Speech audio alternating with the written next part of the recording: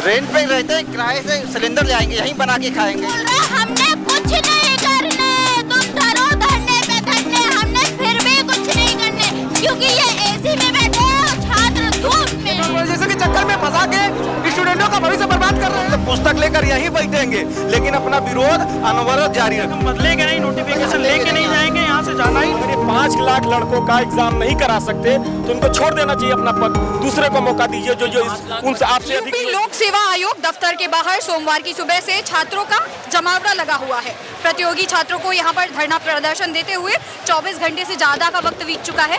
रात के समय प्रदर्शन को जारी करने का कुछ ये मुरुख रहा कि कुछ ने मोबाइल की टॉर्च जलाई और कुछ ने पानी की बोतलें पीटी और अभी भी बर्तन को पीटकर छात्र अपना आक्रोश जता रहे हैं। छात्रों की क्या मांग है सर? छात्रों की मांग मात्र एक नॉर्मलाइजेशन हो, 1 शिफ्ट में एग्जाम हो, इतनी ही मांग है हमारी, और कोई मांग नहीं है। जिसको न तो हमारे सर एक बार दर्शकों को नॉर्मलाइजेशन एक्सप्लेन कर दीजिए, एग्जैक्ट है क्या ये?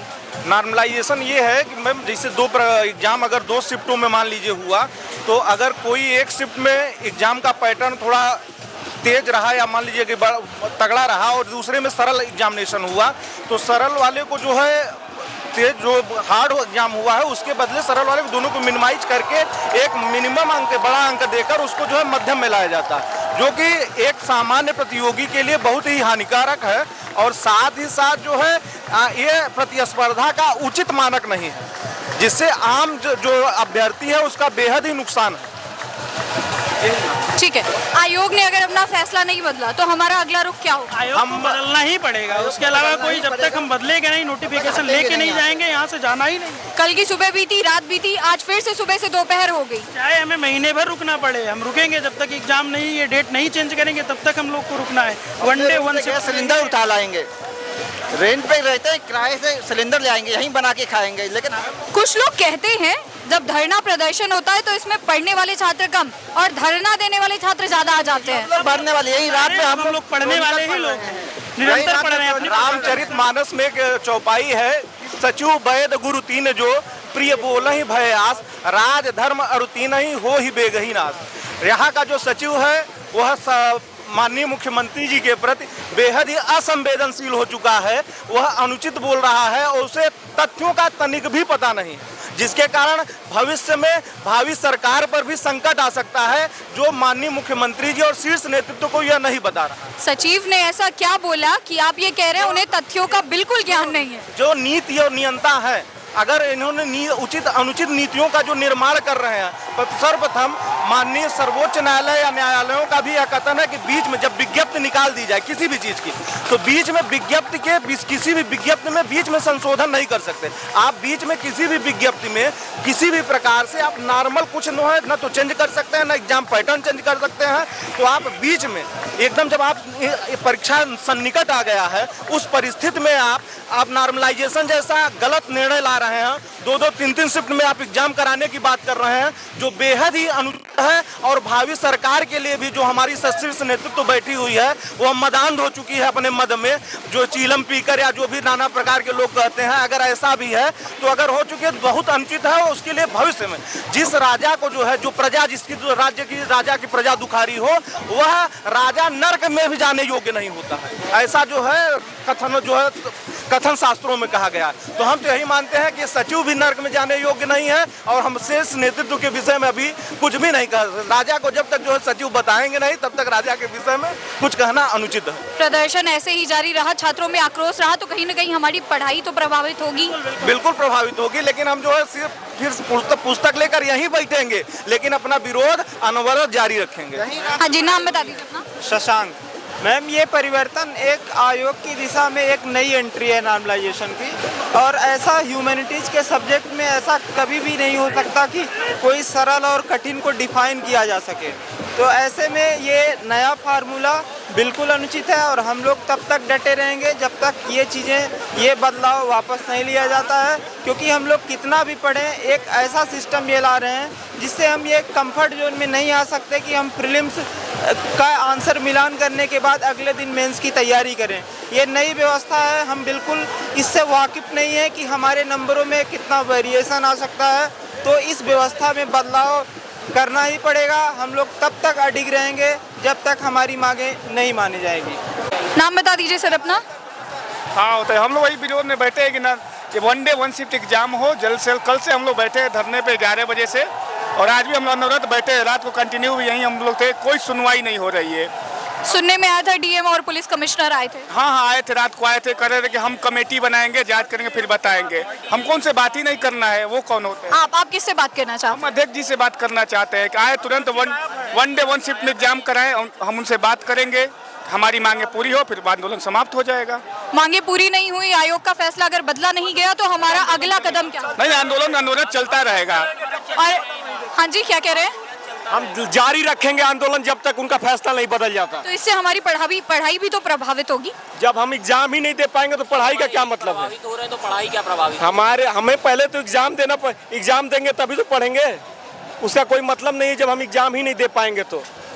और इनको अगर ये इनसे संभल नहीं रहा तो इनको इस्तीफा दे देना चाहिए। अगर ये 5 लाख लड़कों का एग्जाम नहीं करा सकते तो इनको छोड़ देना चाहिए अपना पद, दूसरे को मौका दीजिए जो उनसे आपसे अधिक योग्य हो। क्या कह रहे हैं? नहीं कर पा रहे हैं तो ये कुंभ की तैयारियां कैसे करेंगे जब 5 लाख बच्चों का एक साथ एग्जाम नहीं करा सकते? इसके पहले भी एग्जाम्स होते रहे। नॉर्मलाइजेशन के क्राइटेरियाज क्या, उस पर कितनी पारदर्शिता होगी, उस पर कैसे होगी? अगर आयोग अभी नहीं मानता तो आगे जाके भर्ती फंसेगी। इससे छात्रों का अहित ही है, इसलिए हमारे हित में हमसे आके बातचीत करें और आगे की जो भी प्रक्रिया उससे अवगत कराएं। पेपर लीक हुआ था, भ्रष्टाचार रोकने के लिए ही री-एग्जाम कराया जा रहा है, और इसमें ये हमें नॉर्मलाइजेशन के रूप में उसी भ्रष्टाचार को दूसरे रूप में परोस रहे हैं। बस चीज वही है, बस रूप बदल गया है। इसमें भी धांधली होगी, बस इनडायरेक्टली होगी चीजें, इसलिए बच्चे विरोध में है। और अभी सचिव महोदय ने अभी आकर के कहा था कुछ दिन पहले कि हम छात्रों की भावनाओं को ध्यान में रखकर नोटिस जारी करेंगे। उनका कैसा ध्यान था कि वो 2 दिन पहले की बात भूल गए। निर्धारित तिथियों को अगर नहीं बदला गया तो हम क्या करेंगे? और 1 डे 1 शिफ्ट नहीं हुआ तो हम लोग सीधा कोर्ट में जाएंगे।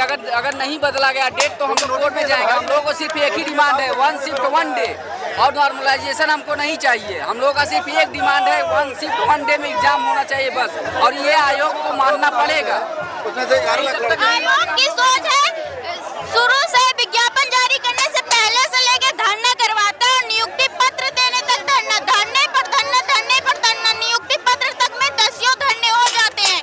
इनका सीधा मानना है, मंशा यही है आयोग की कि धरने पर धरने, धरने पर धरने, तुम धरो धरने पर धरने।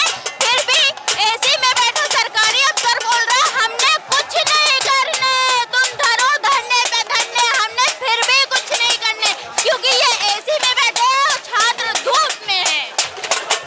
धरने का जो तरीका आपने अपनाया है, रात में मोबाइल की टॉर्च जली, उसके बाद बॉटल पीटे गए और अभी कुछ लोग बर्तन भी पीट रहे हैं। अगर ये आवाज भी आयोग तक नहीं पहुंची फिर आप क्या अपनाओगे?